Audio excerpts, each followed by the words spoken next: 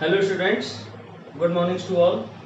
तो आज मैं फिर से एक न्यू टॉपिक्स जो कि क्लास 10th के चैप्टर 7 टॉपिक का नाम है कोऑर्डिनेट ज्योमेट्री का जो फर्स्ट इसमें टॉपिक है distance formula between two coordinates x1 y1 and x2 y2। तो डायरेक्टली फार्मूला आपके सामने लिखा हूँ जो कि टू फॉर्म्स में है।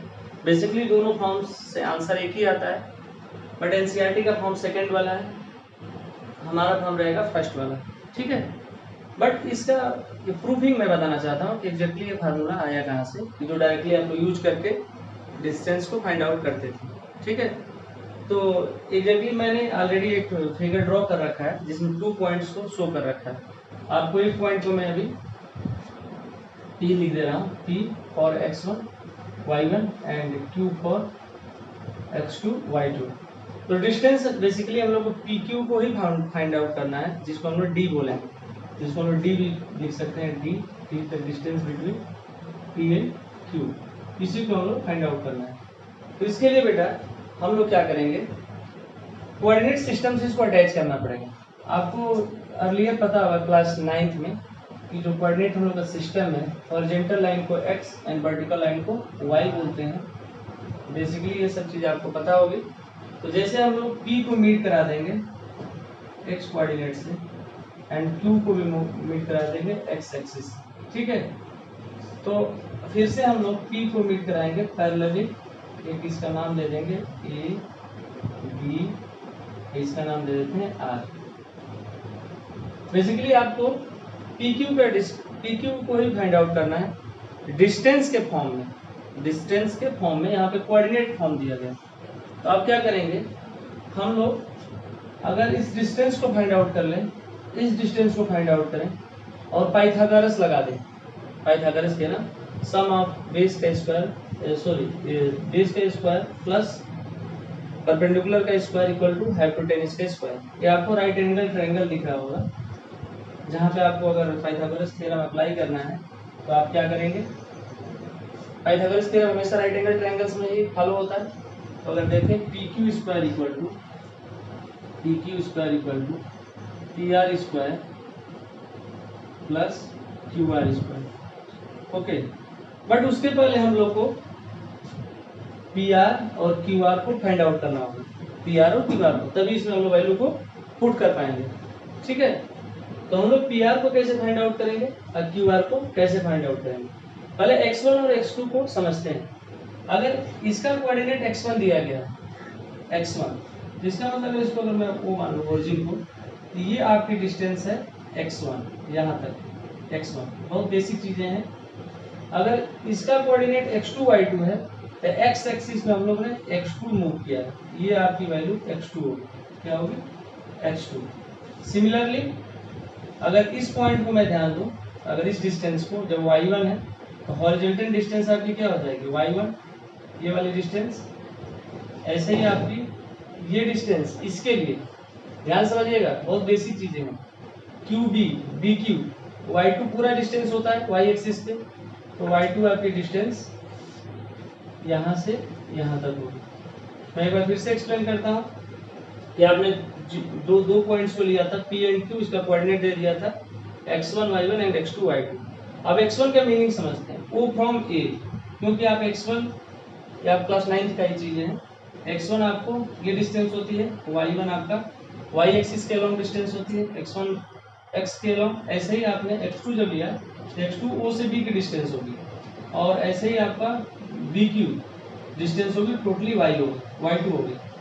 तो अब इसको थोड़ा सा फॉर्म में लिखते हैं। एग्जैक्टली जो अगर हम ए बी की वैल्यू फाइंड आउट करें, ए बी की, तो ए बी अगर हम लोग फाइंड आउट करें इसी को देख करके, ए बी इक्वल टू हो जाएगा total distance x2 minus x1 पूरी डिस्टेंस माइनस x1। ध्यान से देखिएगा, ए बी की ही वैल्यू आपकी किसके इक्वल है, पी आर के। ए बी की ही वैल्यू हम लोग को पी आर के इक्वल है। सिमिलरली हम लोग फाइंड आउट करना चाहते हैं क्यू आर को। तो क्यू आर को फाइंड आउट करने के लिए आपका बहुत बेसिक चीजें हैं। क्यू आर के लिए हम लोग क्या करेंगे, पूरे y2 पे लिखेंगे, y2 माइनस इस डिस्टेंस को हम लोग माइनस कर देंगे, y2 माइनस y1 एग्जैक्टली ये वाली डिस्टेंस y1 ही होगी, y2 माइनस y1। तो QR और PR भी हम लोग को मिल चुका है। अब जस्ट इस फार्मूले में पुट करना है। अगर पुट करें, अगर PR की वैल्यू x2 माइनस x1, तो अगर मैं वैल्यू रखूं x2 माइनस x1 का whole square plus QR y2 minus y1 का होल स्क्वायर, ये आपकी वैल्यू PQ स्क्वायर की है। जैसे इसको अंडर रूट में ले जाएंगे PQ इक्वल टू आपकी वैल्यू चली जाएगी, जो स्क्वायर हटेगा x2 माइनस x1 का whole square plus y2 minus y1 का होल स्क्वायर। ये आपका एनसीईआरटी में चाहे किसी अदर्स बुक्स में भी इसी फॉर्म में आपका ये फार्मूला दिया गया। बट आपको थोड़ा सा कन्वीनियंट हो, इस फार्मूले को आपको ऐसे भी लिख सकते हैं x1 माइनस x2 का whole square plus y1 minus y2 का होल स्क्वायर। ठीक है, एग्जैक्टली फार्मूला दोनों का मीनिंग एक ही है। बिकॉज अगर 2 माइनस 3 का होल स्क्वायर आप करते हैं तो माइनस में आता है, इसका स्क्वायर करने पे फिर से पॉजिटिव हो जाता है। किसी भी डिफरेंस का स्क्वायर सेम आता है, 5 माइनस 2 3 माइनस 5।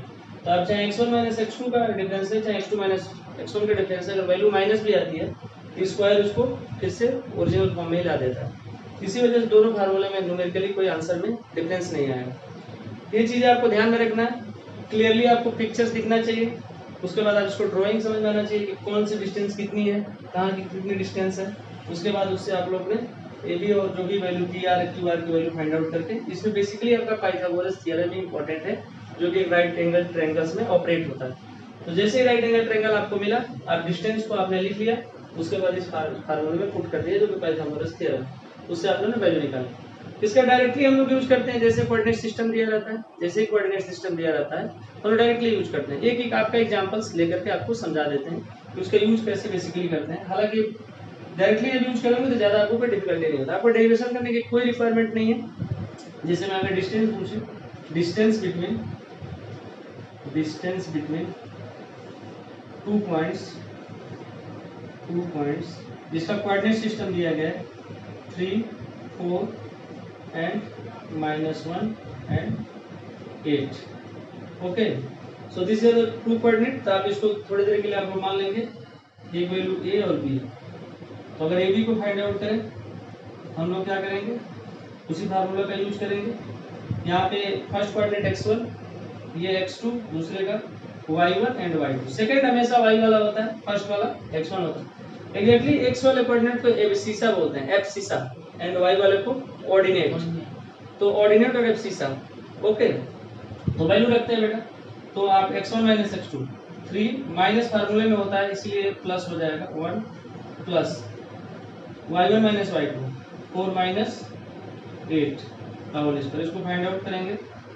3 प्लस 1 4 का स्क्वायर 16 प्लस 4 माइनस 8 माइनस 4 का स्क्वायर फिर से अगेन 16, तो यहाँ से अंडर रूट 32। जब इसको अंडर रूट बाहर लोगे तो 4√2 आ जाएगा, जब फैक्टराइज करके बाहर लोगे तो दिस इज द आंसर, ये आपका आंसर हो जाएगा।